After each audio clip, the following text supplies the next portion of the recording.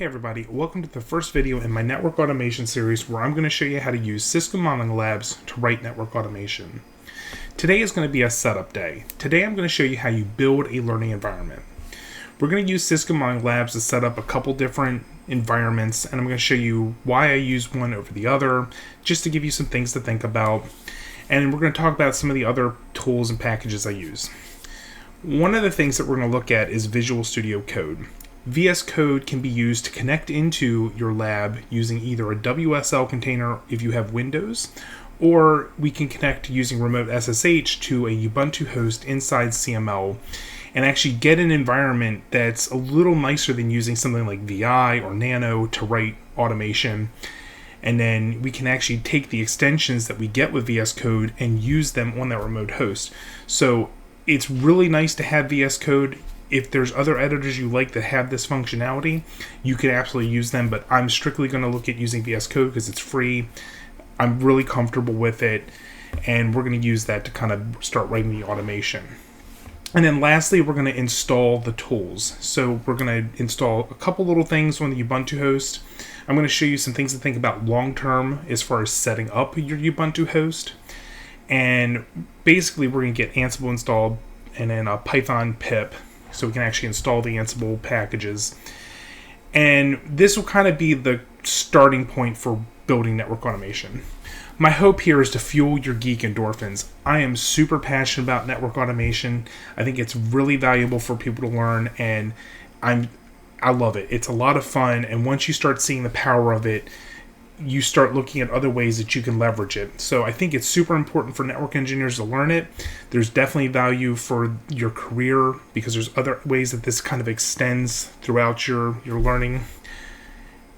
But I'm hoping that this is kind of like that starting point for you, and you get super excited about it. So that's why I'm hoping I fuel your geek endorphins. You get super excited about learning more about network automation. But again, today is the starting point. So let's go ahead and get started with how we would build a learning environment.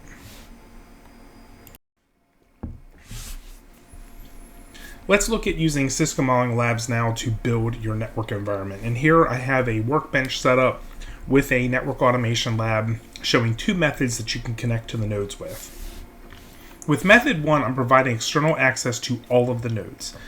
What I'm saying here is that I have this external connector that has a system bridge set up. So I'm using a bridge instead of the NAT configuration on the external connector to provide access to the nodes. This allows me to take IP addresses from my home network, or in the case if I was in my office or my data center, I could take IP addresses from that network and extend it to nodes inside CML. So this automation host and these two routers look like they're sitting on my home network. I could open up a terminal right now and SSH directly to the IP addresses that are on there. One of the nice things about this is if you have something like Nexus Dashboard, Catalyst Center, if you've got some kind of SNMP or NetFlow tool, you could take the data from the nodes inside CML and send it to those external things outside of the CML environment, or you could connect the NDFC host to Nexus switches, say, running inside CML, and start kind of using those tools to interact with the Cisco Modeling Labs environment. In our case, we're going to use the Visual Studio Code to connect into that automation host as an example of extending something from the outside into CML. But we could also use method 2 to do that Visual Studio Code thing. So I only have one IP address now set to this automation jump host, and on the back end of that host, I have a private network set up. So there's a 172.16 network, and that allows me to set these two routers up with private addresses. They're not on my network. I can't see them. I can't SSH directly to them. I have to get on this automation jump host to actually start doing configuration or SSH to those remote routers. The benefit to this is if you only have a handful of IP addresses, maybe you can't address everything on your network with a reachable IP. You may only have one that you can use, so you can set it here, and then you can do anything you want on the back end because it's all private networks. If you have the space, I would recommend trying to set up the external access to all the nodes just because it makes it a little bit easier because you could use the WSL container running on Windows to access these nodes. You wouldn't have to have this automation host here.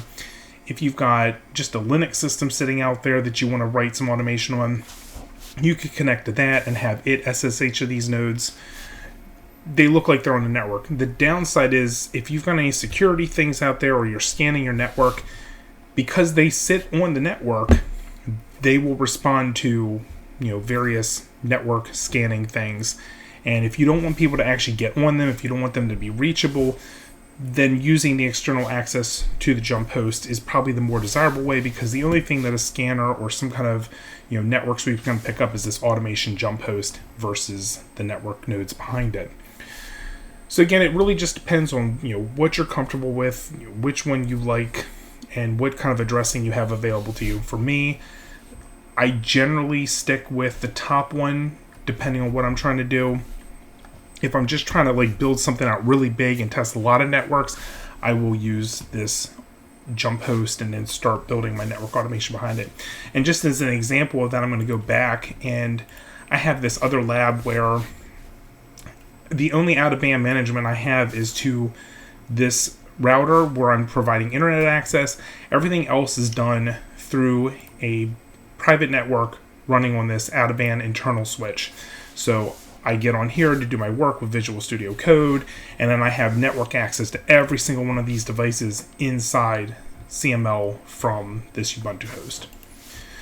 So that just kind of shows the scale of what you can start doing when you start building out the network automation. And just to go back, I probably have enough IP addresses if I stood up a new subnet, but I don't want to do that. I'm just trying to keep this super simple, so I built this private network.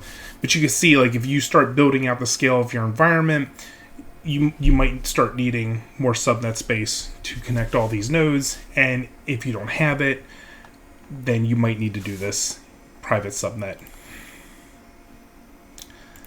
So let's go back real quick and just look at the configuration of these hosts. Again, this is set up in bridge mode. This is just an unmanaged switch. There's nothing special here. On this automation host, I have a very simple cloud init here. I'm setting up my automation host name. I'm setting a username and password, and I'm writing a network configuration file. So I don't have any extra networks on here. I'm just setting up a single IP address from my home network, a gateway, and name servers. I then run some commands to generate the netplan file, and I do an apt update and an apt full upgrade. By doing this, I get the latest packages, so Python, anything that's been updated on the system since this version of software came out, which I believe is Ubuntu 22.04. But whatever package has been done, it'll get the system updated so that you have the latest of everything on there. On the routers, I've done a host name. I've set up a management verf.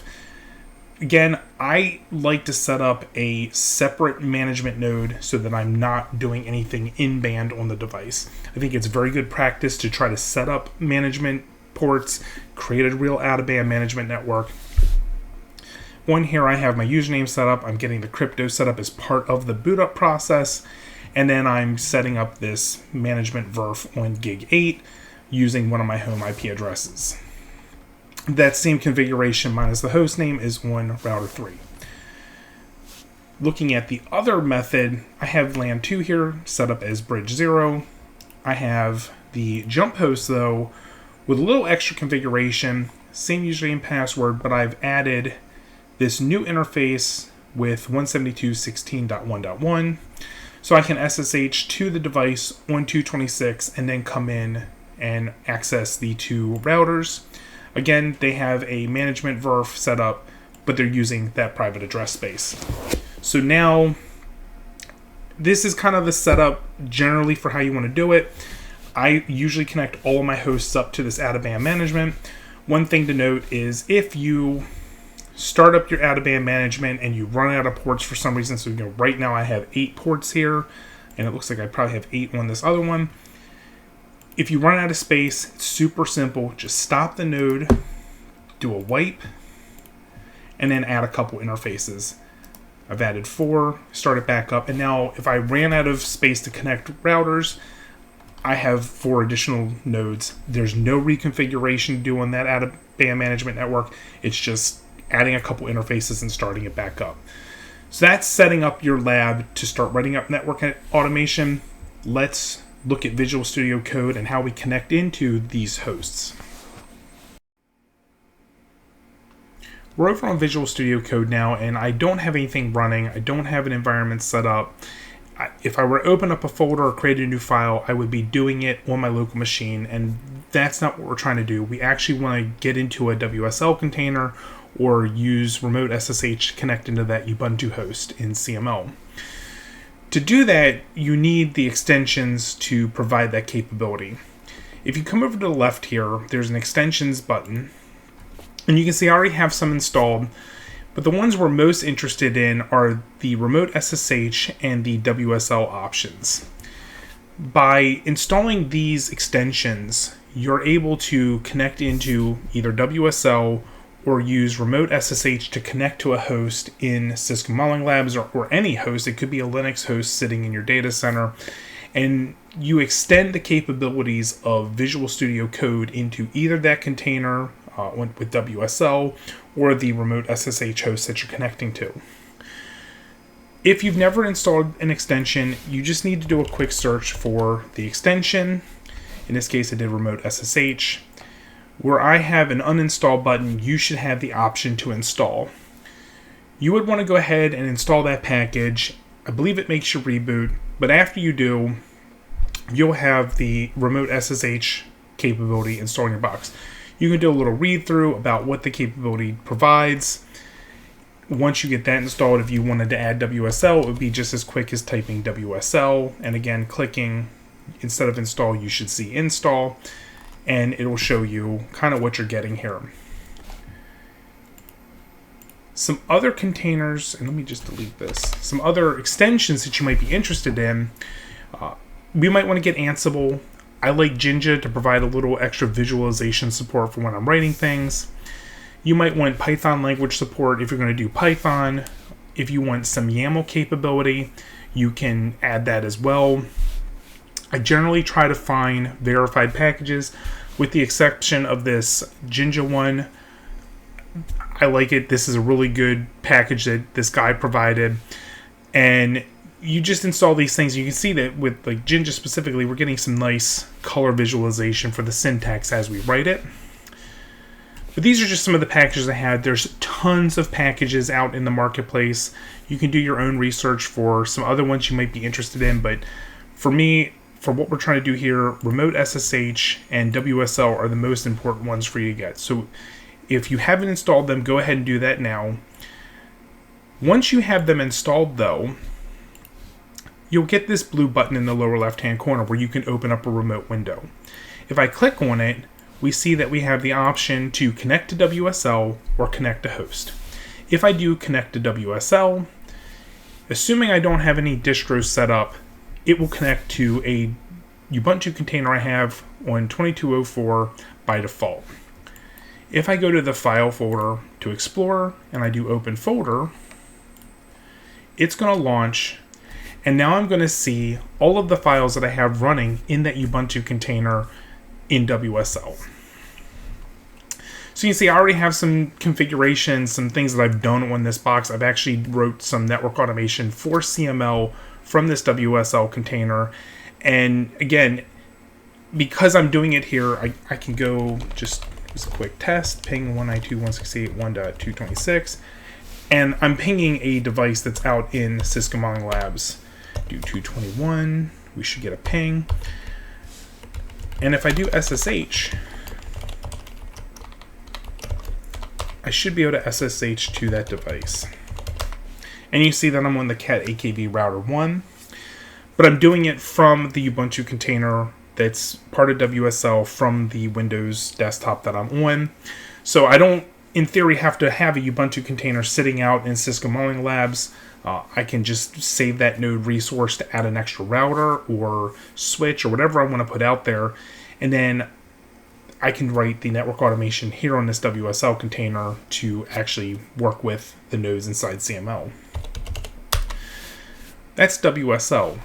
But if I wanted to work with the host that's sitting out in CML, instead of doing connect to WSL, I would do connect to host. And you see I have a couple options here already because I configured them as part of this configure SSH hosts tool.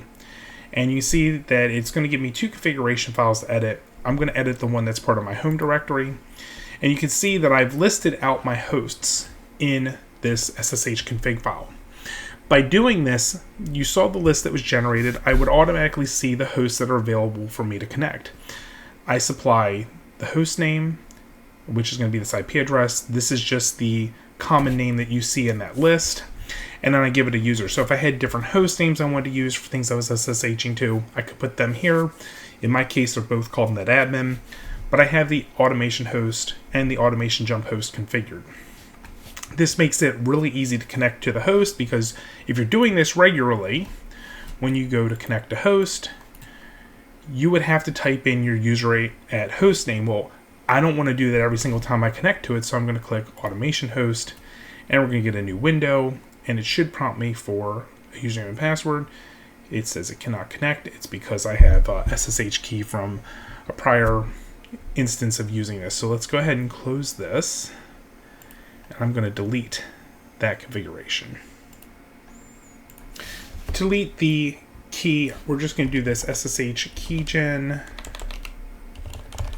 -R. Go back and double check the host. It's going to be this 192 address. And we'll delete both.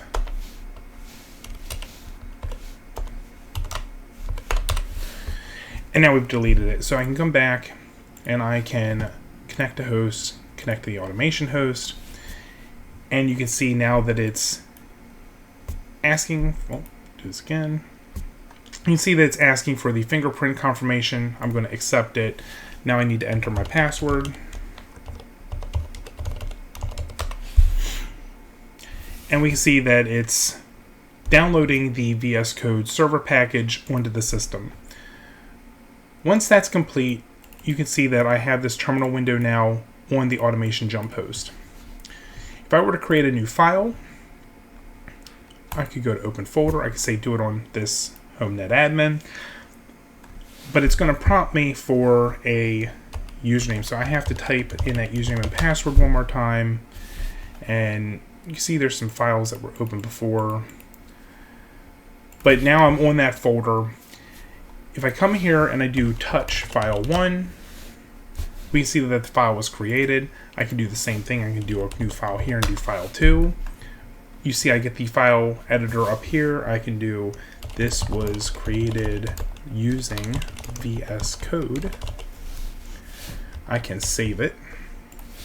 And now if I do an ls-la, we can see all of the files that are on the system. We see that there's file 2 has 29 bytes in it.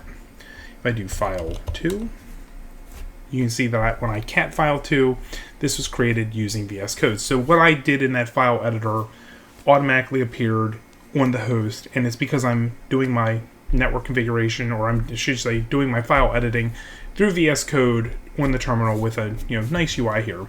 And if you've never used VScode, like, this is super simple. You can just go in here and delete. If I wanted to copy this multiple times, let's try that again. Copy this line 10 times. I'm just going to create 10 lines, but I can also use Shift and Alt, and I can get multiple lines, and I can come back and delete things. So if I wanted to type this line 10 times, I've now got 9 actually lines where I typed this line 10 times.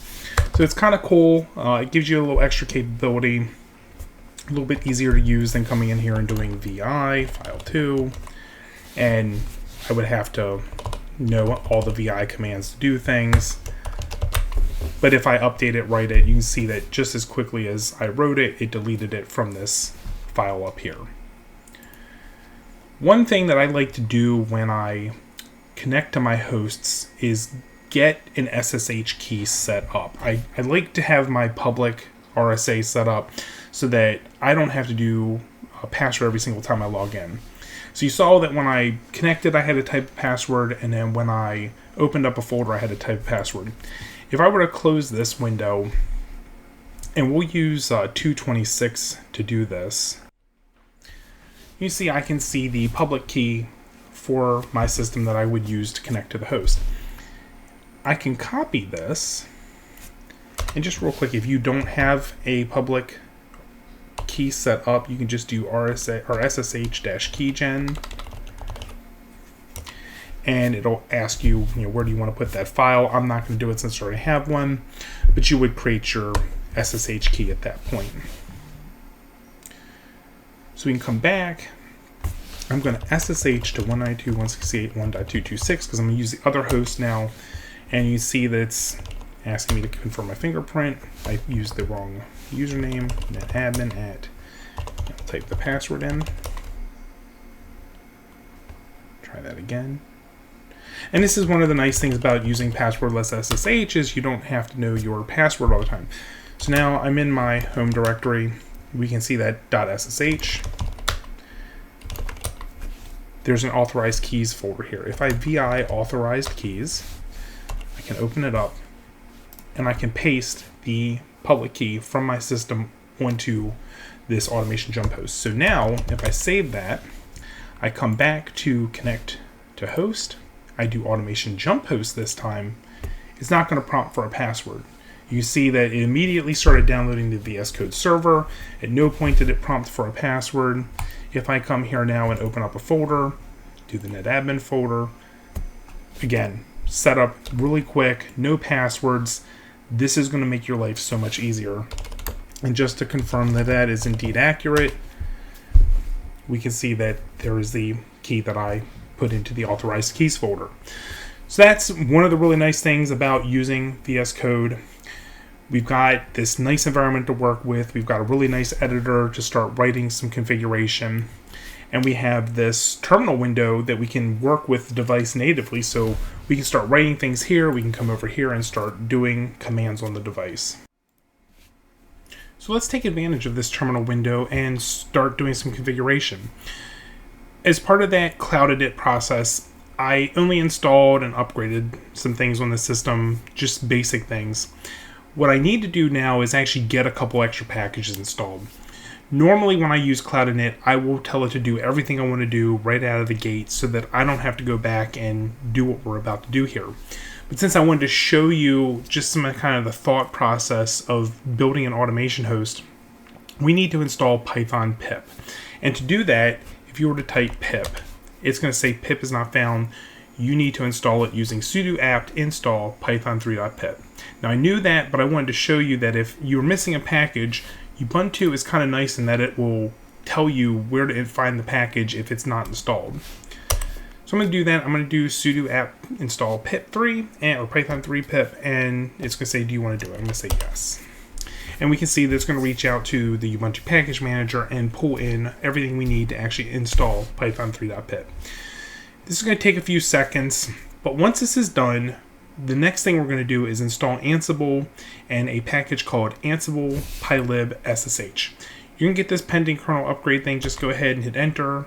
If you see this restart service thing, just hit enter there, and you'll get dropped back to your terminal window. Now we have pip installed. I can type pip, and we see there's a couple options there. I'm just going to do pip install, and the first thing we're going to do is Ansible, and again we're going to do ansible-pylibssh. This is going to install Ansible and ansible-pylibssh modules from pip. You could pull Ansible in through the Ubuntu package manager. In fact, I think if we do sudo apt search Ansible, it's going to come back and show us Ansible core, and it's going to show us that it's got 2.12 out there. It's a fairly old version. Let's take a look at what is going to get installed when we use pip. Do pip install ansible-pylibssh. And we can see that it's pulling down Ansible, but it pulled down Ansible core 217. That's a huge difference from what's sitting out in the package manager, and it's one of the reasons I like to use pip to do my installations. If you use pip, you have a lot more control over your environment. You have a lot more control over what packages and what versions of the packages are installed. So if you want an older version of Python, or I should say an older version of Ansible, you can say, I want to install Ansible 2.12. If you want to do 2.13, you tell it 2.13. But by doing it this way, you have the control. If you install it through the package manager, when an update comes out, if it ever comes out, that's the update you're going to get. You don't have the granular control that you do by using pip. So doing it through pip is really the desirable way to do it. We could talk about virtual environments and the like. I'm not going to get into that today because really it's just, we're talking about getting this Ubuntu host set up to do our configuration and start writing some Ansible. And right now we can see that we've got this warning that said Ansible doesn't exist. It's not in our path. There's a quick way to fix that. You could log off of the device and log back on, or you can just do source.profile, which is a hidden file inside your home directory. And as soon as you do that, the Ansible commands are there. So I've got Ansible playbook. If I wanted to start looking up some Ansible documentation, I could do ansible-doc-l. Let's see if this works. Cisco.ios. And we can see we're getting a list of Cisco iOS commands or Cisco iOS modules that we could use to start writing some Ansible playbooks.